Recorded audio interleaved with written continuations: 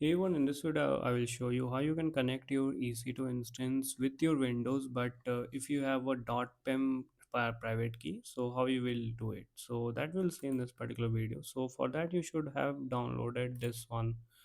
Puttigen is the one software that we need to generate a PPK file, which we used to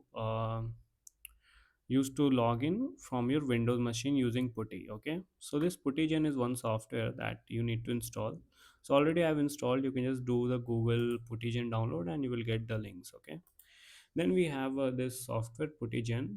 So just open it up and then you have to load. So already I have the private key of like .pem file already I have. So you have to just select that .pem file by clicking here all files, just open it up. So it will be loaded successfully. Then you have to save private key, do yes, and here you have to give any name, anything you can give. Key I'm giving normally. Okay, so if I see on my desktop, so here key has been created, you can see. So now you just close it, and you have to go here into instance, copy your public IP, and do here putty, search for putty, and give your public IP here. And in SSH you will see somewhere auth is here, right? So in credentials you have to give the private key for the authentication. So here you have to just again do in desktop.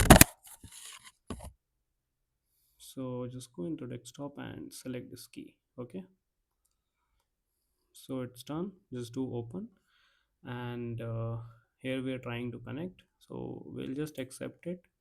So username you have to type. So username is basically our EC2 user, and hit enter, and it's authenticated with public key. Okay, so here you can see we are now into our remote Linux instance. Okay, so in this way you can just use the PEM file, and then you can convert into the PPK file using Puttigen, and with Putty you can just log in into your remote instance on the Windows machine. So that's it, and I will see you in the next video. Thank you so much for watching.